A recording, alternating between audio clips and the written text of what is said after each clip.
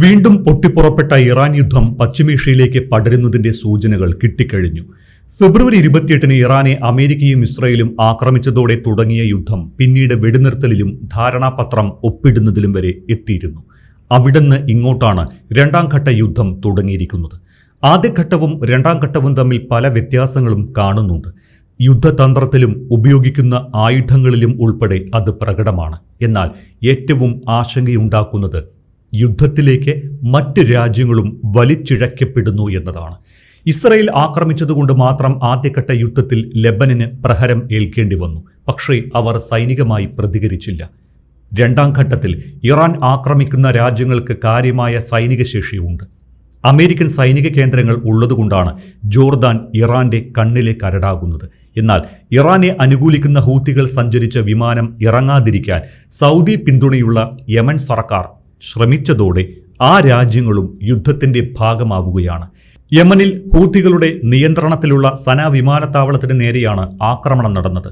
ആയത്തുള്ള അലി ഖമനിയുടെ സംസ്കാര ചടങ്ങിൽ പങ്കെടുക്കാൻ പോയ ഹൂത്തി നേതാക്കളെ തിരിച്ച് യമനിൽ എത്തിക്കാൻ ഇറാൻ അയച്ച വിമാനം തടയുന്നതിനായിരുന്നു നടപടി. ആക്രമണത്തിന്റെ ഉത്തരവാദിത്വം സൗദി പിന്തുണയുള്ള യമൻ സർക്കാർ ഏറ്റെടുക്കുകയും ചെയ്തു. ഇറാനിൽ നിന്നുള്ള വിമാനം ലാൻഡ് ചെയ്യാതിരിക്കാനാണ് ആക്രമണം നടത്തിയത് എന്ന് സർക്കാർ പറഞ്ഞിട്ടുണ്ട്. മിസൈലുകളും ആളില്ലാ വിമാനങ്ങളും ഉപയോഗിച്ചാണ് ആക്രമണം നടത്തിയത് എന്ന് ഹൂതി വിമതർ വ്യക്തമാക്കുന്നു. റൺവേക്ക് സാരമായ കേടുപാടുകൾ സംഭവിച്ചിട്ടുണ്ട്. മറുപടിയായി സൗദി അറേബ്യയിലെ അബ വിമാനത്താവളത്തിൽ ആക്രമണം നടത്തിയെന്ന് ഹൂത്തികളും അവകാശപ്പെടുന്നു. പ്രതിരോധ സംവിധാനങ്ങൾ ഹൂത്തികളുടെ മിസൈലിനെ തകർത്തുവെന്ന് സൗദിയും പറയുന്നു. സന വിമാനത്താവളത്തിൽ ഇറങ്ങാൻ കഴിയാത്ത വിമാനം ഹൊദൈദയിൽ ഇറക്കിയെന്നാണ് ഹൂത്തികൾ അറിയിച്ചത്.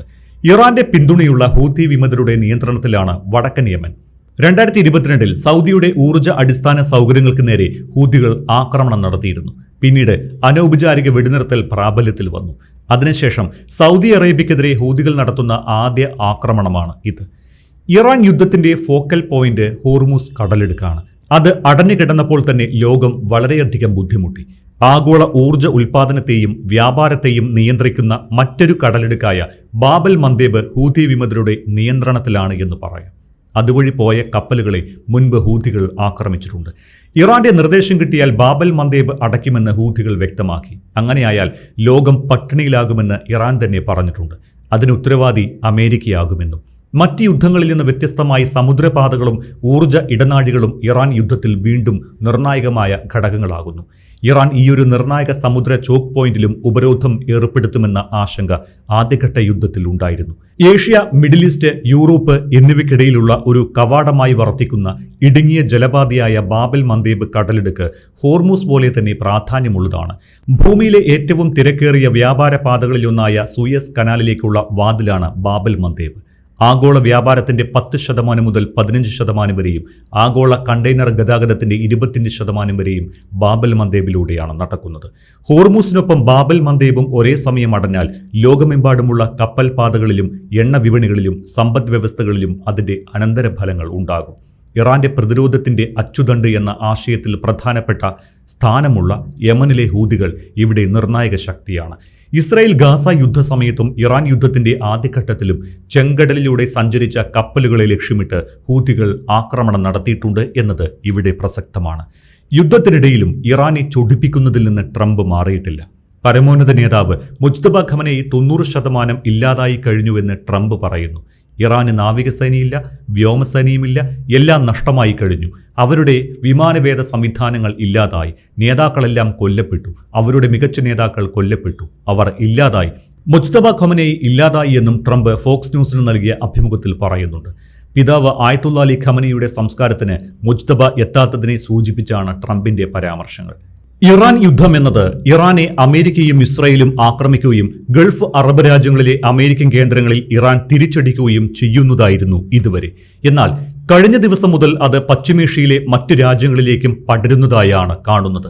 അവിടുത്തെ ആക്രമണങ്ങൾ ഇന്ത്യയെ പോലും ആശങ്കപ്പെടുത്തുന്നു. റഷ്യയും യുദ്ധത്തിൽ നേരിട്ട് ഇടപെടുന്നു എന്ന തരത്തിലുള്ള വാർത്തകൾ കൂടി വരുന്നതോടെ യുദ്ധം എവിടെ ചെന്നെത്തും എന്നതിൽ കടുത്ത ആശങ്കയിലാണ് ലോകം. ഹോർമൂസിൽ തങ്ങൾ നിഷ്കർഷിച്ച ജലപാതയിൽ കൂടിയല്ലാതെ പോകുന്ന കപ്പലുകളെ ഇറാൻ നിരന്തരം ആക്രമിക്കുന്നു. കപ്പലുകൾക്ക് അമേരിക്ക സംരക്ഷണം ഒരുക്കുമെന്നുകൂടി പറഞ്ഞതോടെ യുദ്ധം കടലിൽ ആയിട്ടുണ്ട്. കടലിലെ തീക്കളിയിൽ ജീവൻ നഷ്ടപ്പെടുന്നത് നാവികർക്കാണ്. ഇന്ത്യക്കാരായ 8 നാവികർക്കാണ് ഇതുവരെ ജീവൻ നഷ്ടപ്പെട്ടത്. ഹോർമുസിൽ എണ്ണ ടാങ്കറുകൾക്ക് നേരെ നടത്തിയ മിസൈൽ ആക്രമണത്തിൽ ഇന്ത്യൻ നാവികൻ കൊല്ലപ്പെട്ടതിന് പിന്നാലെ ഇന്ത്യൻ വിദേശകാര്യ മന്ത്രാലയം ഇറാൻ ഡെപ്യൂട്ടി അംബാസഡറെ വിളിച്ചു വരുത്തി. കപ്പലുകളെ ആക്രമിക്കുന്നതിൽ ഇന്ത്യ ആശങ്ക പ്രകടിപ്പിച്ചതിന് പിന്നാലെയാണ് ഈയൊരു നീക്കം. Deputy chief of mission Mohammad Javad ഹുസൈനിയെയും മറ്റ് ഇറാനിയൻ നയതന്ത്രജ്ഞരെയുമാണ് വിളിച്ചു വരുത്തിയത്. ഒമാൻ തീരം വഴി ഹോർമൂസ് കടക്കാൻ ശ്രമിച്ച ഇഒയുടെ 2 കപ്പലുകൾക്ക് നേരെയാണ് ആക്രമണമുണ്ടായത്. 30 ഇന്ത്യൻ നാവികരാണ് കപ്പലിൽ ഉണ്ടായിരുന്നത്. ആക്രമണത്തിൽ ഒരു ഇന്ത്യക്കാരൻ കൊല്ലപ്പെടുകയും 10 പേർക്ക് പരിക്കേൽക്കുകയും ചെയ്തുവെന്ന് ഇന്ത്യൻ വിദേശകാര്യ മന്ത്രാലയം വ്യക്തമാക്കി. പരിക്കേറ്റവരിൽ 4 പേരുടെ നില ഗുരുതരമായി തുടരുന്നു. ഇതിനിടയിൽ US പ്രസിഡന്റ് ഡൊണാൾഡ് ട്രംപിന്റെ ഏറ്റവും പുതിയ ഭീഷണി വീണ്ടും ഇറാന്റെ ആണവ പദ്ധതിയെ ചുറ്റിപ്പറ്റിയാണ്. നഥാൻസ് ആണവ സമുച്ചയത്തിന് സമീപമുള്ള കനത്ത സുരക്ഷയുള്ള ഭൂഗർഭ സ്ഥലമായ പിക്കാക്സ് പർവ്വതത്തെ ലക്ഷ്യമിടുമെന്നാണ് ട്രംപിന്റെ ഏറ്റവും പുതിയ ഭീഷണി. പരമ്പരാഗത സൈനിക ആക്രമണങ്ങൾക്ക് ആഴത്തിൽ കുഴിച്ചിട്ടിരിക്കുന്ന ആണവ സൗകര്യങ്ങൾ നശിപ്പിക്കാൻ കഴിയുമോ? അങ്ങനെ ചെയ്താൽ പാരിസ്ഥിതിക പ്രത്യാഘാതങ്ങൾ എന്തായിരിക്കും എന്നതിനെക്കുറിച്ചുള്ള ആശങ്കകൾ വീണ്ടും ഉയരുകയാണ്.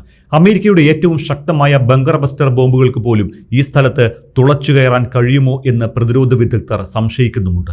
മാത്രമല്ല, ഭൂഗർഭ സമുച്ചയം നശിപ്പിക്കുന്നതിൽ പരാജയപ്പെട്ടാലും പാരിസ്ഥിതിക പ്രത്യാഘാതങ്ങളുടെ ഒരു പരമ്പരയ്ക്ക് ബങ്കർ ബസ്റ്റർ ആക്രമണം കാരണമാകുമെന്ന് ശാസ്ത്രജ്ഞർ ആശങ്കപ്പെടുന്നുണ്ട്. അത് പാറപ്പാളികളെ തകർക്കുകയും ചരിവുകളെ അസ്ഥിരപ്പെടുത്തുകയും ഭൂഗർഭ തകർച്ചാ മേഖലകൾ സൃഷ്ടിക്കുകയും ചെയ്യും. ആവർത്തിച്ചുള്ള ഇത്തരം ആഘാതങ്ങൾ ചെറിയ ഭൂകമ്പത്തിന് കാരണമാകും. തുരങ്കപ്രവേശന കവാടങ്ങളിൽ പാറകൾ ഇടിഞ്ഞു വീഴുന്നതും മണ്ണിടിച്ചിലിനും കാരണമാകുമെന്നും ഭൂകമ്പ ശാസ്ത്രജ്ഞർ പറയുന്നു. ഭൂഗർഭ അടിസ്ഥാന സൗകര്യങ്ങളിൽ നിന്ന് പുറത്തുവരുന്ന സിലിക്ക, സിമന്റ് പൊടി, ഘനലോഹങ്ങൾ എന്നിവയുടെ സൂക്ഷ്മ കണികകൾ എന്നിവ കാറ്റിലൂടെ ജനവാസ മേഖലകളിലേക്ക് എത്തും. ക്രിസ്റ്റലിൻ സിലിക്ക ശ്വസിക്കുന്നത് ശ്വസന രോഗങ്ങളുമായി ബന്ധപ്പെട്ടിരിക്കുന്നു. നിർമ്മാണ അവശിഷ്ടങ്ങളിൽ അപകടകരമായ വ്യാവസായിക വസ്തുക്കൾ അടങ്ങിയിരിക്കാം എന്നതും അപകടത്തിന്റെ തോത് വർദ്ധിപ്പിക്കുന്നു.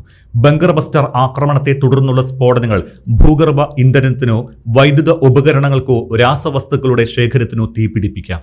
അന്തരീക്ഷത്തിലേക്ക് കൂടുതൽ വിഷവാതകങ്ങൾ പുറന്തള്ളപ്പെടാനും സാധ്യതയുണ്ട്. യുദ്ധം അവസാനിച്ചാലും ജനങ്ങളുടെ ആരോഗ്യ പ്രശ്നങ്ങൾ ഏറെക്കാലം തുടരും. ഇത് ഇറാനിൽ ഒതുങ്ങില്ല എന്നതും പശ്ചിമേഷ്യയെ ആശങ്കയിലാക്കുന്നതാണ്. ഇതിനിടയിൽ ഹോർമുസ് കടലിടുക്കിന്റെ സുരക്ഷാ ബിൽ ഇറാൻ പാർലമെന്റിൽ അവതരിപ്പിച്ചു.